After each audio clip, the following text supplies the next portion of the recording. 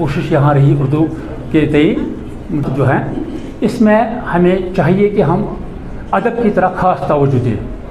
अदब चाहे उर्दू में होगा, कश्मीरी ज़बान में होगा, किसी भी लैंग्वेज में, हमें इसकी तरफ ख़ास तवज्जो देनी चाहिए। ये भी वो शख्स है जो हर एक चीज़ की मतलब तस्वीर पुशी करता है अपने अशआरों में, अपने मज़ामीन में या गज़लों में या नज़मों में या किसी भी जगह जहाँ नए नए अदीब हैं जो नामआमूज़ कलमकार हैं, उनकी हम हौसला अफजाई करें।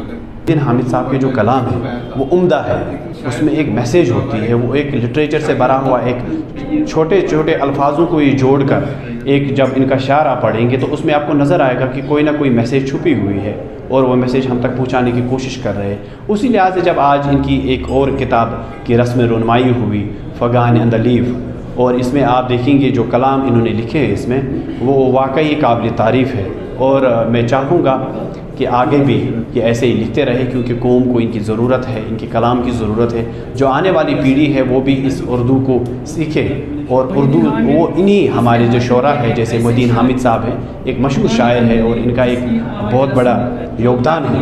हम इस किताब का मुताला किया है तो इस किताब में कश्मीर और कश्मीर के शब रोज़ उन्होंने बहुत ही मौसर अंदाज में, बहुत ही खूबसूरत पैराए में उन्होंने पेश किया है। मैं हामिद साहब को मुबारक करता हूँ। हामिद साहब खुद में एक अंजुमन है, खुद में एक तहरीक है। अल्लाह हामिद साहब को हमेशा ज़िंदा रखे। शुक्रिया। इससे कबल भी इन्होंने नसरी, नज़मी और बाकी सिन्फों पर भी बहुत कुछ लिखा है। मोहिउद्दीन हामिद बज़्म अदब भटपोरा के ख़ास रूही रवान मेंबर हैं और नायब सदर भी हैं।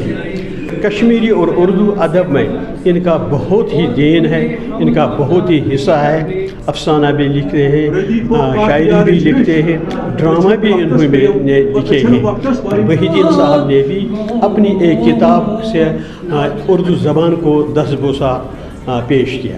ने मज़हब के साथ जोड़ दिया है, जबकि ज़ुबानों का कोई मज़हब नहीं होता है, कोई धर्म नहीं होता है।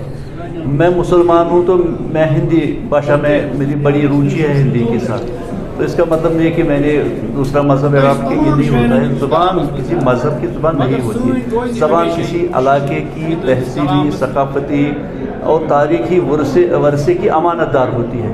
लिहाजा ज़बान को उस हिसाब से पढ़ना चाहिए, और ज़बान का जो अदब होता है मयार देखना चाहिए, मयारी अदब कितना है उस ज़ुबान का। और आज के दौर में जब हम देखते हैं, कश्मीर में मुझे बड़ी शिकायत है उर्दू के हवाले से। हमारे बच्चे कश्मीरी तो हमारी मादरी ज़ुबान है, ज़रूर सीखनी चाहिए, क्योंकि नाम चॉम्स्की लिखते हैं कि अगर हम ज़ुबान को उस तरह से मादरी ज़ुबान को ना समझें तो हमारे तसव्वुराती ज़हन, जो कंसेप्चुअल अंडरस्टैंडिंग है, वो तब तक नहीं हो सकती जब तक कि हमारी मादरी ज़बान पे पूरी दस्तरस नहीं होती हो। और जब हम दूसरी ज़ुबान को, हमारे लिए तो उर्दू जो है ये हमारी रज़ाई बहन की मानत है, अंग्रेज़ी सौतेली माँ की मानत है। मेरा ये कहना है, क्योंकि उर्दू और कश्मीरी का बुनियादी तौर पर रस्म ख़त एक है। तो आज के दौर में अक्सर लोग उर्दू यहाँ पे बोलते हैं, लेकिन मुझे एक शिकायत है यहाँ के उर्दू से। यहाँ हम उर्दू लफ्ज़ तर्जमे के साथ बोलते हैं। नाम चॉम्स्की लिखते हैं words have no one to one application, बिल्कुल तर्जमे के साथ कोई ज़ुबान ना बोलें, क्योंकि उससे फिर ज़ुबान का नक्शा बिगड़ जाता है। और दूसरा यह है कि उर्दू का इलाका तो जम्मू कश्मीर तो है नहीं, लेकिन यहाँ के हर नुक्कड़ पे उर्दू बोली जाती है।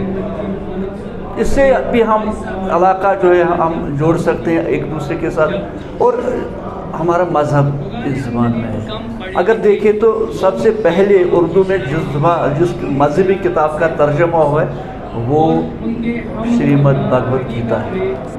कुरान का तस्वीर कभी नहीं हुआ था इस ज़बान में। पहले एक हिंदुओं की मजहबी किताब का तर्जुमा इस ज़बान में हुआ, ये कहने के लायक की बात है। इसलिए एक ज़बान को पढ़िए, किसी मज़हब के साथ, किसी खिते के साथ, किसी कौम के साथ ना जोड़िए, बल्कि किताब ज़बान उस हिसाब से पढ़िए, मुस्तफ़ीद होजिए ज़बान के अदब से, सकाफ़त से, तारीख़ से, इतिहास से।